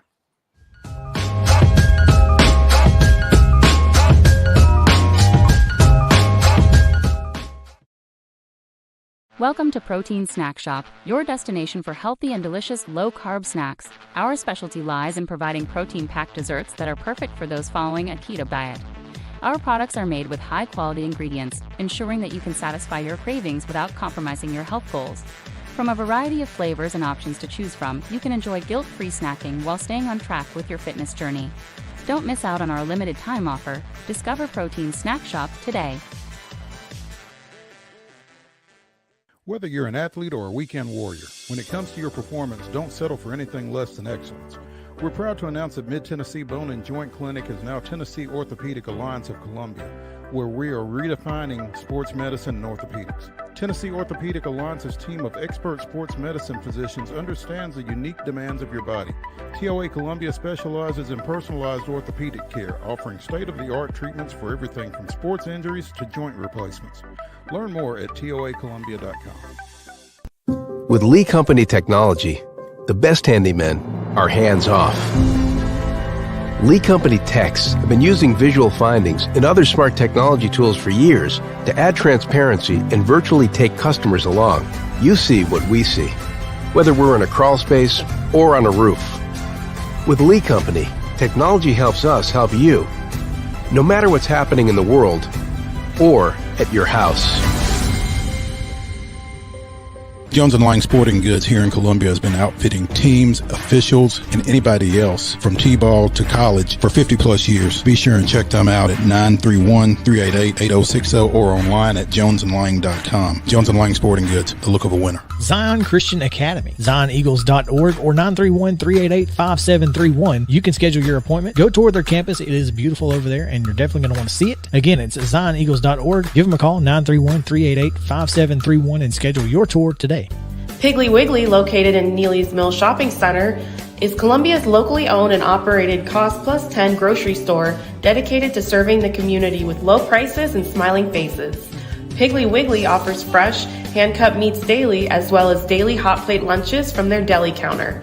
You're certain to see smiling faces and a helping hand when you're here at Piggly Wiggly. Come by and check out our fresh produce, high-quality meats, and more. Down home, down the street, we'll see you at the Pig. We thrive under the lights. A city of performers. Putting on one heck of a show. Headlining night after night. Welcome to Smashville.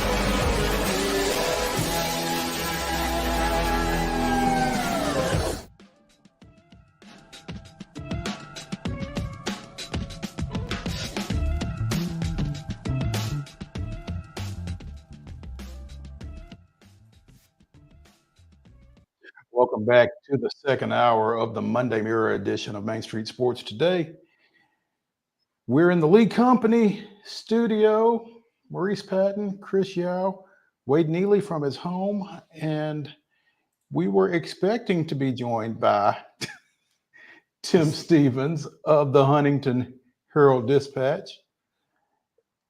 But, and it's kind of ironic, coming to us from West Virginia, Tim Stevens apparently has lost power.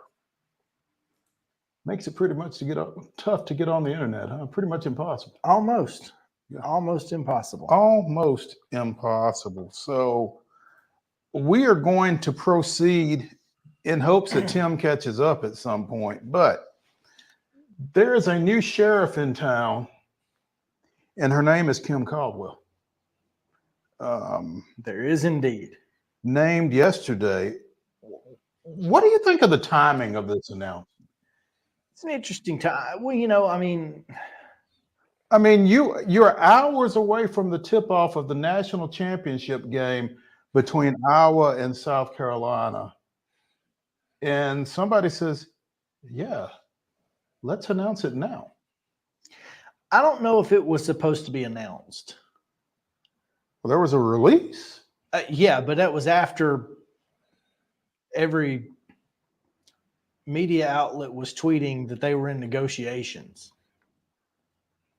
I mean, at that point, what difference did it make when you put the release out? You know what I mean? Yeah. Everybody kind of already knew. She has signed, according to Caleb Giroux, friend of the show, of the Daily Beacon. It's a 4-year deal, $750K per. Tennessee is also responsible for her $600,000 buyout at Marshall. What's the best part of this contract, though? As for incentive compensation, Caldwell will receive $400,000 for winning an NCAA national championship. She receives $200,000 for appearing in the title game, $150,000 for a Final Four berth, $100,000 for an Elite Eight appearance, $75,000 for a Sweet 16, $40,000 for a Round of 32 appearance, $25,000 for making the tournament. A win in the national championship also will result in a hefty pay raise. Okay. Quote. Yeah. This is the best part. In the event the women's basketball team wins the NCAA national championship, coaches' base pay will be increased on or before May 1st, following the conclusion of the women's basketball season in which such goal was achieved, so that coaches' annual compensation will equal or exceed the highest salary of any head coach of a women's basketball team in Division I of the NCAA based on publicly available salary data on the date of such achievement. Now that's some legalese right there. I mean, that's called motivation. That is called motivation. That's also like a 5-time pay raise. That's also called having one hell of an agent, because I don't feel like Danny White put that in the contract. That's something you got to ask for, right? Maybe, but I mean, that would be, again, even though she's the 7th highest paid coach in women's basketball, it would it would be about a 5x pay raise. Because isn't Kim Mulkey making like She's making 2.1? I thought she was making 3. Yeah, maybe 3. Yeah. So I mean, you're looking at least 4 times what she's making now. So congratulations if you win the national. And Tennessee fans will be happy to oblige. Oh yeah, you can start a GoFundMe immediately. Be done and get 2 that. days. Yeah. So I don't think that would be a problem. I just, man, let's go through the numbers here. 217 career wins, winning at an 88% clip. 217 wins. That's in 8 seasons, right? How many seasons is that? I think so. 7 at Glenville State, a Division II school in West Virginia. One of those was a national championship D2 season. 2 D2 Final Four appearances at Glenville, 1 national championship, 7 conference championships as a head coach. As in 8 seasons, she's won 7 conference titles. That seems good. Including this past year, her only year at Marshall. 26, She won the Sun Belt. 26 games she won this year. Didn't need Savannah Wheeler after all up there. I don't know if I'd go that far. I mean, Didn't need her to win it. Well, they didn't need her to win it, but you certainly wouldn't have minded having her. Sure. Either. Absolutely. Clearly didn't need her. Yeah, They won the Sun Belt either way. Yeah. 4th in the country in scoring, by the way, at 86 points a game. She was the 2024 Maggie Dixon NCAA D1 Rookie Coach of the Year. In 2021-22, she was the Pat Summitt Trophy Award winner for Division II's National Coach of the Year and was also the 2024 Sun Belt Coach of the Year this past year. I don't know anything about this coach. What I do know is that, by God, she knows how to win. Here's what I know. Danny White. And just for the record, Danny White's the guy that hired Nate Oates out of high school to go coach at Buffalo. Danny White hired Nate Oates. Danny White hired Lance Leopold. Danny White hired Josh Heupel. Did he hire Tony B? I don't know if that was before the coup. That might have been before him. That's But a good question. even if, I mean, it's not necessarily in Danny White I trust, but this guy has had an eye for hiring folks that have certainly been under the radar. And I don't think you can say that any of them have not hit. He did not hire Tony Vitello. Okay, that's fine. No, I mean, friend of the show, Christopher Gabriel, tweeted, and I think this makes so much sense. This is a classic Danny White hire. Well, I'll let you go on with that in just a second, but I mean, I think I think this is where athletic directors make their money, isn't it? Mm-hmm. Is on making these type of hires. I mean, who were you going to get if you were UT? Yeah, I don't. Again, we had this conversation, and I don't. I mean, there are plenty of names out there that you could have thrown a checkbook at, but I don't know that any of them that were actually viable options gave you a guarantee of getting back to the Final Four. Yeah. And so this girl, like a second, this coach was her team last year, this Marshall team, forced 20 turnovers 17 times. They forced 40 turnovers in a single game. 4-0. Mercy. They play Bucky ball. This is the female version of Bucky McMillan. And I think it's an interesting scenario just because this is where you're at in women's basketball. I'm just not sure how. One, I don't know how to say this without it sounding awful, but I'm not sure how knowledgeable your casual women's basketball fan is. I mean, again, who did you want to go get? Who did you think you could go get? When I know we want to think this is Tennessee women's basketball and you can go get anybody you want to, but the reality isn't that right now, I don't think. And if you want to advance things past Kelly Harper, who were you going to go get that would give you the opportunity to do that?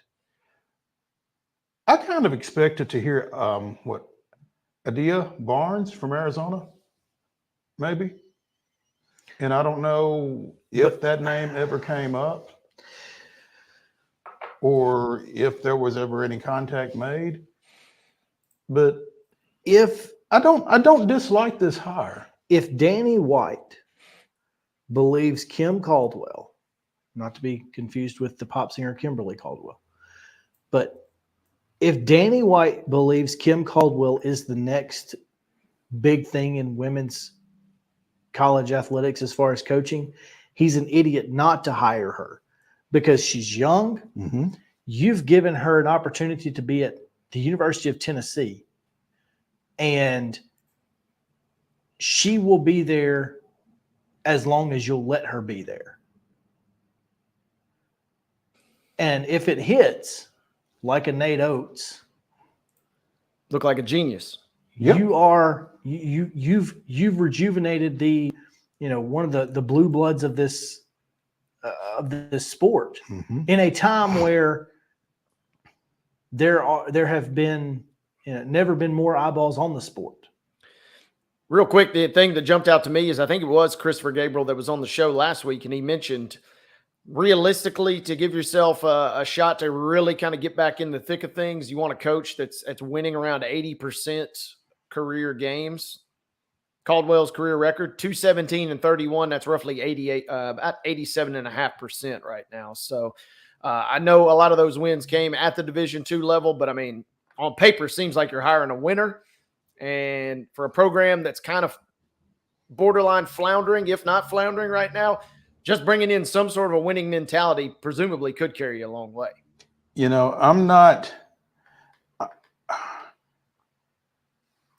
I'm a little hesitant to throw I know it's at the Division II level on this because, I mean, you still got to do some of the same things. Obviously, you're not doing them at the D2 level. Southeastern Conference level, but you are recruiting at the D2 level. You are coaching at the D2 level, and you're doing it at the top of that level, apparently. I mean, so there are some things that are going to get easier for her because she's doing it in the Southeastern Conference.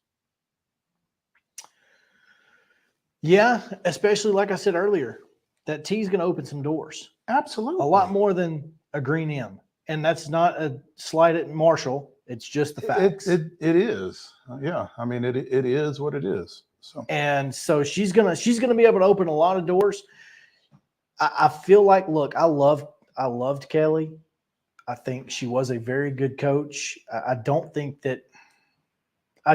she failed. At least not miserably. I think she underachieved for the level of there we go that she needed to be the coach at Tennessee. But I don't think her time here was a failure. Right. It could have been way worse. It could have been. And I think that's part of it. I mean, the expectation at the University of Tennessee. I was talking to Jody about this one day last week, I guess, and I said, I would be, and I don't know that she would ever answer this question, but I'd be fascinated to know what Kelly Jolly thought of Kelly Harper's performance at her alma mater? I think you could see the disappointment culminate with her facial expression following the South Carolina loss. It was like everything that had happened in those 3 years hit her all at once. And that's unfortunate because I don't think she's a bad coach. I do think she had some trouble on the recruiting trail. And that might have been because she left it into other people's hands a little bit too much. I'm not sure. But again, I spend way too much time on social media, but somebody pointed out, it was mentioned during the broadcast yesterday. Apparently, Camila Cardozo came to the United States from Brazil and attended high school somewhere in Tennessee. I think it was Chattanooga. I didn't hear Chattanooga on the broadcast, but I saw that later. Was it Hamilton Heights? Yes. Yep. Do you know how far Chattanooga is from Knoxville? It's a lot closer to Atlanta. At least the same distance. But I saw, I don't remember who it was, but apparently they had a play date at Wilson Central. Oh, it was Tips.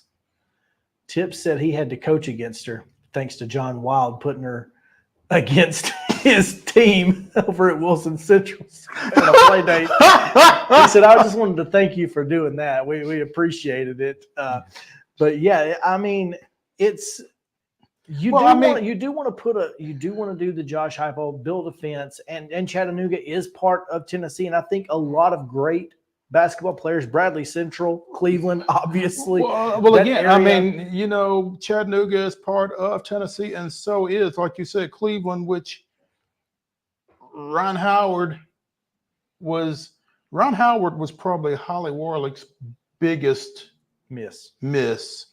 And it's fair to say, I think that Camila Cardozo was probably Kelly's. Was she there? I don't think Kelly was there. Well, Cardozo's 5 years. Right? The thing for me that I'm wondering is I'm wondering what's a bigger missing her out of high school or not getting her when she came from Maryland. I mean, that kind of tells you more about where Tennessee is right there. It's like, hey, we didn't really even have a shot at getting a player from the portal, which I know that kind of just speaks to where the programs are, South Carolina versus Tennessee right now. Yeah. Yeah, maybe that was Holly's as well then. I think it was probably in the middle of the transition. And then you've got COVID that was also in the middle of all of that. Because I don't know. I don't know. Yeah. Very well could have been a big miss. But, I mean, heck, Amari Berry not even considering Tennessee had to be a big deal. Right? Yeah. And I think that's part of it as well. So She had her struggles in the recruiting aspect, and that's the facts. I'm not trying to disparage Kelly. No. This is not a disparage Kelly Harper zone. I mean, as I've told people, I covered her in high school. I'm a fan. Yeah, and I'm a fan again. If she got a job coaching college basketball next week, I would be a fan of that team because I do think that she is a good coach, and she does things the right way. She does things the right way. She's intense, and she's going to be successful at some point in her career. Mm-hmm. So, let's take our final break here in the Lee Company studios. Come back and kind of touch on the not elephant, but the big red Razorback in the room. There you go. When we come back on Main Street Sports Today, presented by TOA of Columbia. Stay tuned.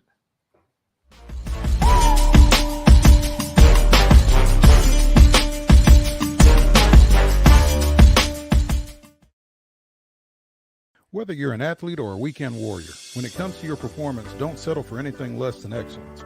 We're proud to announce that Mid-Tennessee Bone and Joint Clinic is now Tennessee Orthopedic Alliance of Columbia, where we are redefining sports medicine and orthopedics. Tennessee Orthopedic Alliance's team of expert sports medicine physicians understands the unique demands of your body. TOA Columbia specializes in personalized orthopedic care, offering state-of-the-art treatments for everything from sports injuries to joint replacements. Learn more at toacolumbia.com.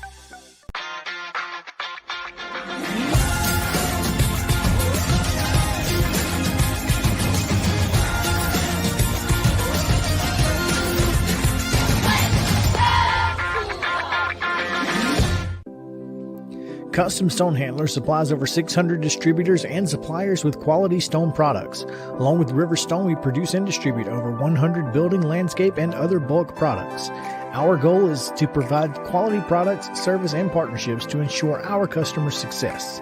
We firmly believe that the measure of any person or company is how they treat other people and customers.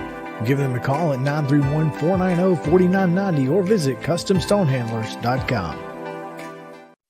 With Lee Company technology, the best handymen are hands-off. Lee Company techs have been using visual findings and other smart technology tools for years to add transparency and virtually take customers along. You see what we see, whether we're in a crawl space or on a roof. With Lee Company, technology helps us help you, no matter what's happening in the world or at your house. Piggly Wiggly, located in Neely's Mill Shopping Center, is Columbia's locally owned and operated Cost Plus 10 grocery store dedicated to serving the community with low prices and smiling faces. Piggly Wiggly offers fresh, hand-cut meats daily as well as daily hot plate lunches from their deli counter. You're certain to see smiling faces and a helping hand when you're here at Piggly Wiggly. Come by and check out our fresh produce, high-quality meats, and more. Down home, down the street, we'll see you at the Pig. Welcome to Protein Snack Shop, your destination for healthy and delicious low-carb snacks. Our specialty lies in providing protein-packed desserts that are perfect for those following a keto diet. Our products are made with high-quality ingredients, ensuring that you can satisfy your cravings without compromising your health goals. From a variety of flavors and options to choose from, you can enjoy guilt-free snacking while staying on track with your fitness journey. Don't miss out on our limited time offer. Discover Protein Snack Shop today.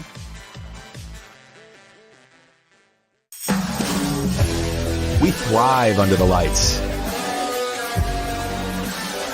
A city of performers. Putting on one heck of a show. Headlining night after night. Welcome to Smashville.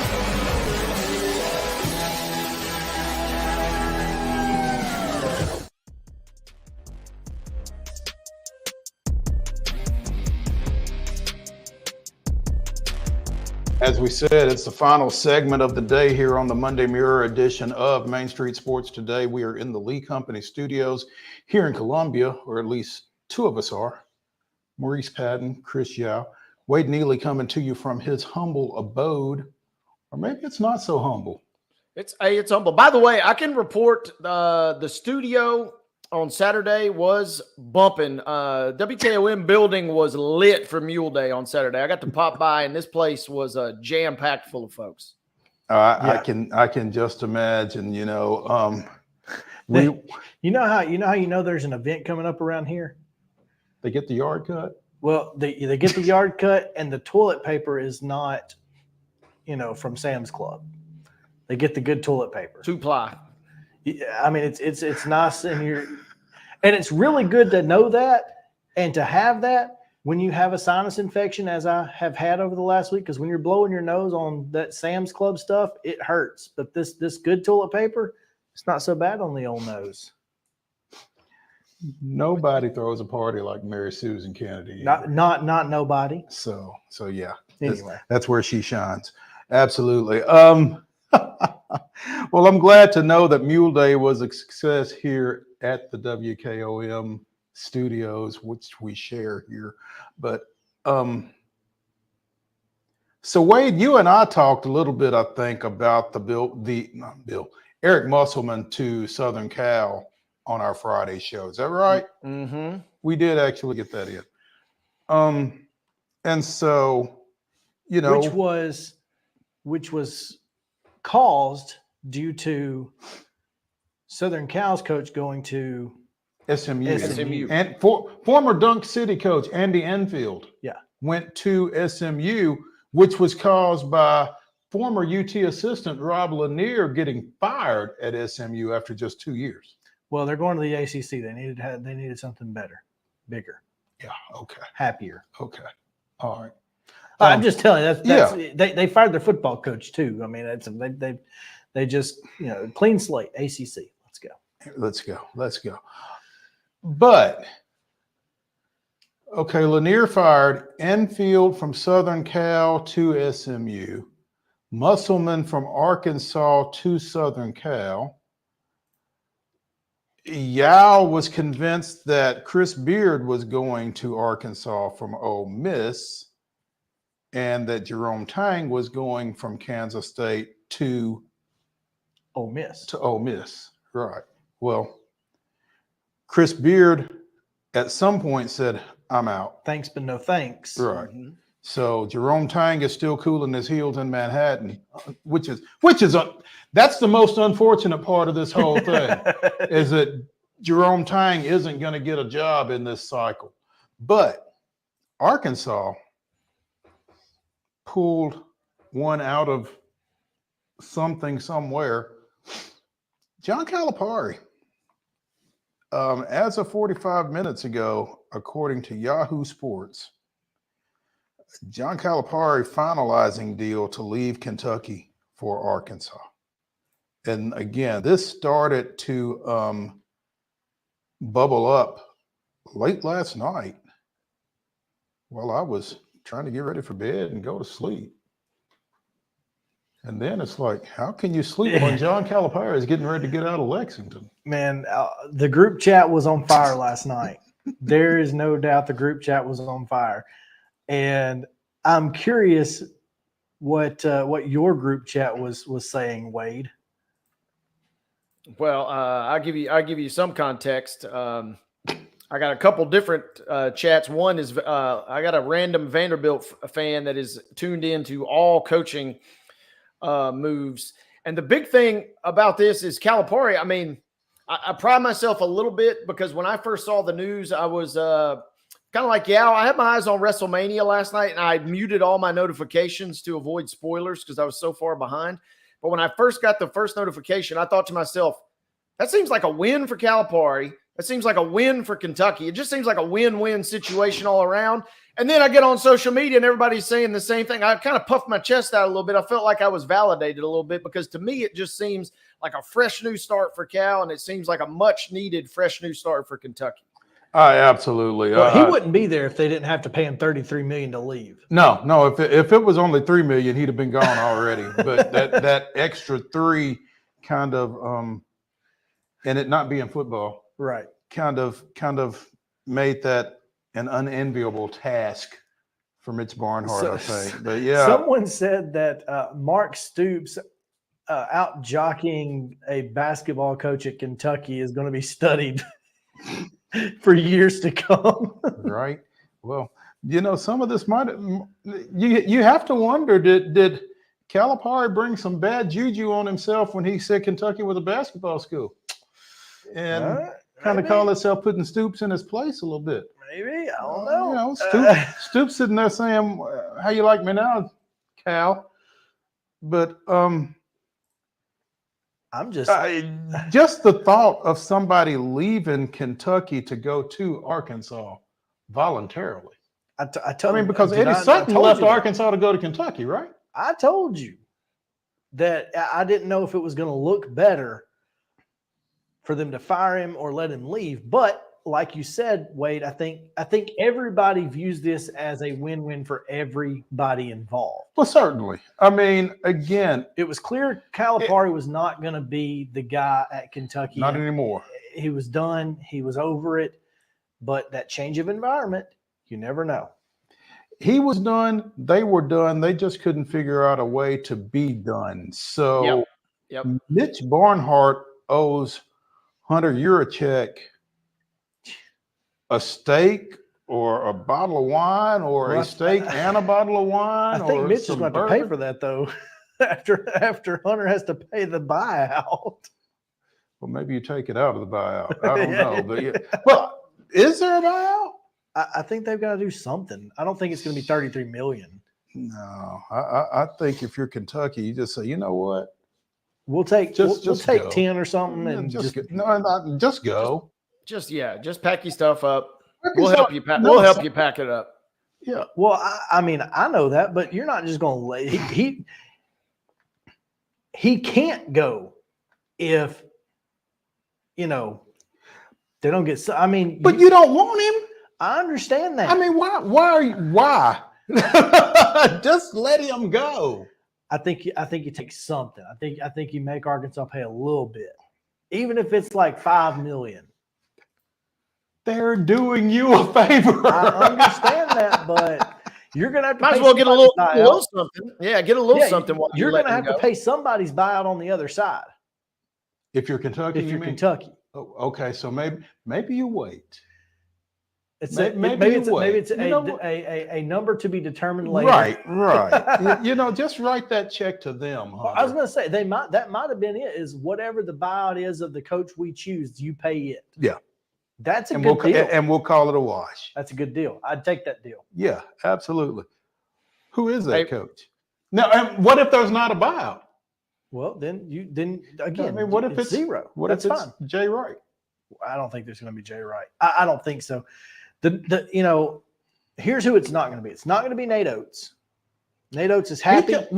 He just signed an extension, didn't he?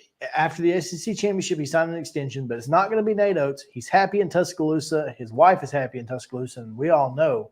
If Mama's Ms. Oates ain't happy, ain't nobody happy. So just Right. leave it be. So it's not going to be Nate Oates. It's probably not going to be Jay Wright. It might be, but I don't know why you leave television to go to that job and deal with all the crap you got to deal with. I don't think it's going to be Billy Donovan, because I don't think Billy Donovan has any interest in coming back to the collegiate game. He's done enough at the pro game to keep getting jobs, if evidenced by nothing else than Milwaukee firing people.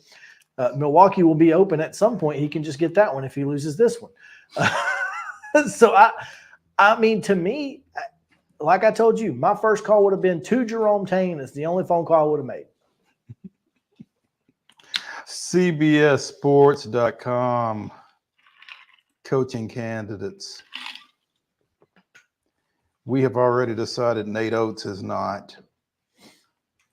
Scott Drew is a logical candidate because of his friendship with Barnhart. Scott Drew is the name that I think he's plus 100. Like, he's the odds-on favorite to get the job. We've decided Billy Donovan is not. Dan Hurley. I think you'd be crazy not to take it. Not to take it. Yep. I think if Dan Hurley, Even after they win it tonight. I think he'd be crazy not to take it. Sean Miller, Xavier. Oof. Talk about baggage, though. Right. You don't want that baggage. I don't think you do. I mean, not after, but they just hired Cal and it worked out. So whatever. He had plenty of baggage coming. St. John's coach Rick Pitino. No, stop. No. I don't know why he's on this list. Because to get clicks or something. I don't know. Brigham Young coach Mark Pope. Very good option. Quality option, and obviously got the Kentucky ties. Don't know that. I feel like Kentucky would want a quote-unquote splashier name, but man, that seems to me like a really good fit. But I think you could get away with it because he is a former Wildcat. So a little easier sell. You are right. Yeah. Certainly going to be interesting to watch. No doubt. I can't wait. Man, this is nuts. UConn 89, Purdue 74 tonight. 89. Oof. I'm going to go UConn, but I don't think it's double digits. Well, Kenny Anderson does. Clearly. That's good enough for me. Give us a go Huskies. Wade and I will talk to you more about it tomorrow. And we'll see what else we can come up with to talk about on the Tuesday edition of Main Street Sports Today, presented by Tennessee Orthopedic Alliance of Columbia. We'll see you at 2 o'clock.